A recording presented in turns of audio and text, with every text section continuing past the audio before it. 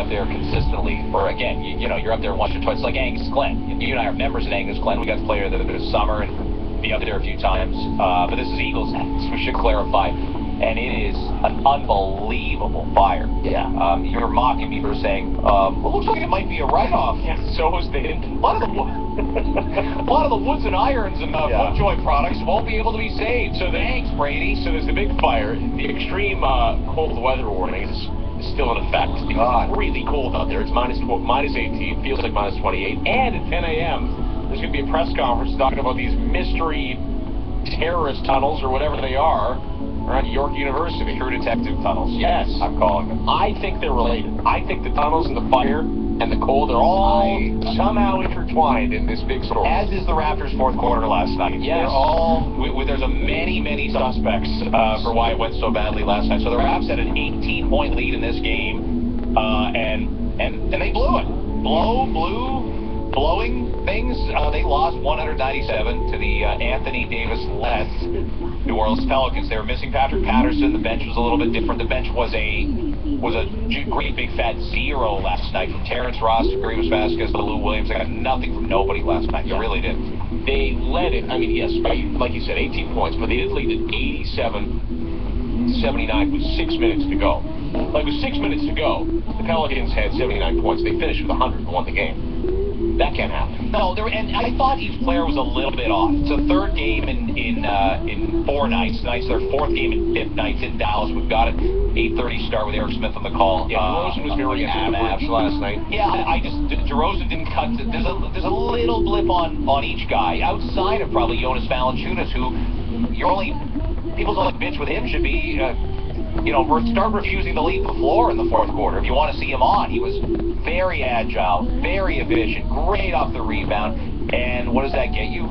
You sit for the last 9 minutes of the game. I know people are getting sick of this. It's one of those things. We're all hypocrites as sports fans. Nobody bitches about it when they win, but everybody does when they win most of the time. And they win most of the time. And they're still 4-2 on this road trip. One more 4-3 in their 4-2 on this road trip. One more roadie tonight against Dallas, and they're home against Steph Curry and Golden State. And you said it perfectly. We would have 3-5 would have been acceptable. You'd have signed up right away for 4-4 in an 8-game stretch when you play all over 500 teams, most of them on the road. Friday will be very, very tough to win. Tonight will be equally tough, probably, given you're on a back-to-back and Dallas is sitting there waiting for you. We'll have the game for you. Sportsnet 590 The Fan beginning at 8:30 tonight. Pre-game show at 8. This is very much you tell us, 590 at Brady Walker's the Twitter account. It's very much a cliche, but having killer instincts when you're a winning team. When this game is a double-digit lead, is this not a game, especially with no Anthony Davis, that you have to be able to just step on that throat, to just put it away? And it looked to me like, I don't know if lazy is the word, but again, so they're up 87-79. I thought this was the turning point of the game last night. It's 87-79 with 6 minutes to go. Raptors have the ball in transition. With 19 seconds left in the shot clock, Grievous Vasquez hits a running, or shoots a running in transition three-pointer. And New Orleans comes back down and scores, and then Terrence Ross misses a fadeaway three-pointer with 5 seconds left in the clock. Just awful back-to-back possessions, and when you think about it, that should be another minute off the game clock and getting to the free throw line or something. It changed a lot. Lou Williams missed his second free throw with 6:41 left in the game. It would have made it 88-79. And then the Vasquez miss, Terrence Ross the miss, Kyle Lowry missed a jumper, DeRozan missed a jumper, and they finally got the ball back, and Lowry and DeRozan started making some shots. But by then, you've gone from an 8-point game to a 3-point game, and the crowd's into it, everybody's making and that's not counting. We're not even talking about all the shots New Orleans was making. Very uncontested. And I know it's pick your poison. Cover the guys on the threes. If Luke Babbitt starts making threes, what are you supposed to do? Because you still need to have an internal, down low, back to the basket defense with your big men.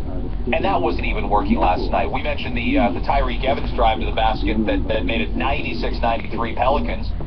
It was eerily non-defended. Guys were stuck in cement. Off a big play, nobody grabbed the guy with the basketball, and you have to.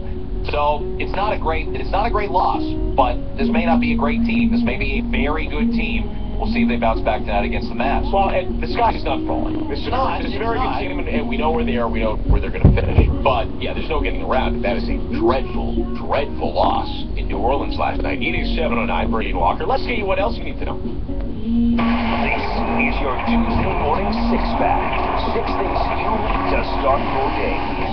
All right, number 6, we'll start at New York Yankees camp. I don't know if you read this article. It's called The Education of Alex Rodriguez in ESPN, the magazine. And it is fabulous. If you are, you don't even got to be a baseball fan. Read this article and tell me if it gives you a different perspective on A-Rod. If you feel, boy, just even a little bit sorry for him. It's a really good read. And yesterday, an obviously excited A-Rod gets to Steinbrenner Field to begin his first workout at Yankee spring training 3 days before schedule.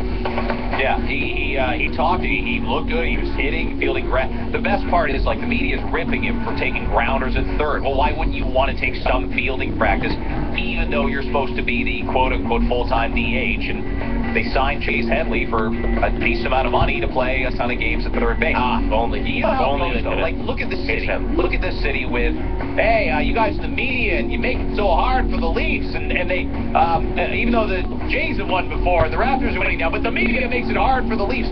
So there's a lot of people that are all in on criticizing the media. Hey, we're too hard on athletes. But a lot of fans don't like A-Rod. Like, I'd love to know in New York where it is, because there are people that the Yankees have a bit of a smear campaign running against A-Rod. And maybe rightly so. Maybe that's how they feel. That this guy has been duplicitous and bad and evil and the like.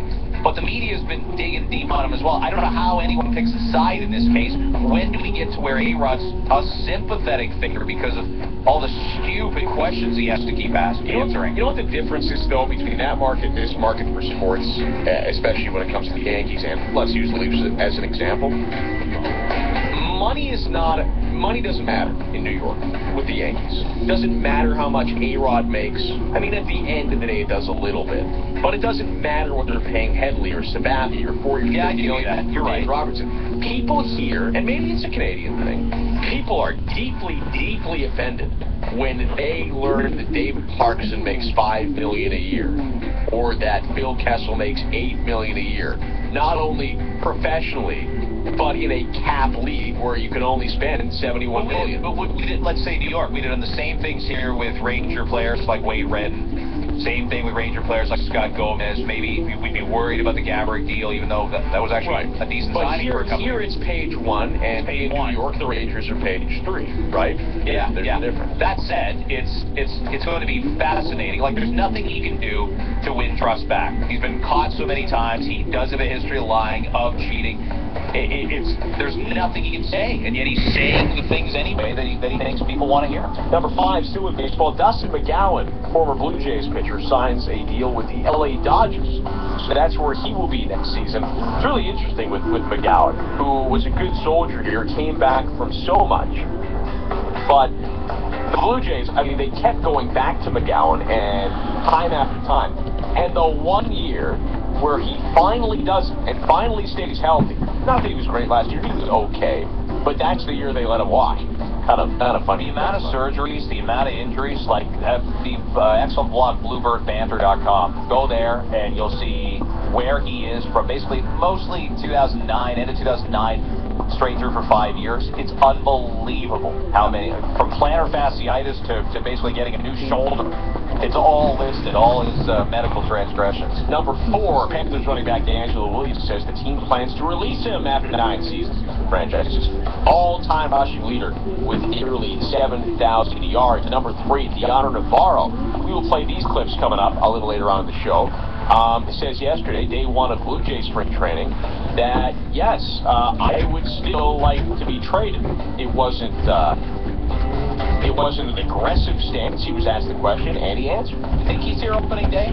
It's weird. Catchers are such a specific job, and you got to get to your pitchers in spring training. I think that it's a hard one. He's not going to. Oh yeah, to go somewhere else. That's what I'm saying. Yeah. Well, I think he's here opening day. Yes, I do. Someone I think he's here opening day. Alex Avila somebody has to just fall off the face of the earth or break their leg in spring training for somebody to make a big push for him. Listen, we all want Russell Martin to catch R.A. Dickey. We want Josh Josh Coley to be on the next bus out of town. We want Deanna Navarro to be here as the DH because he helps the team. The team is better if Deanna Navarro stays.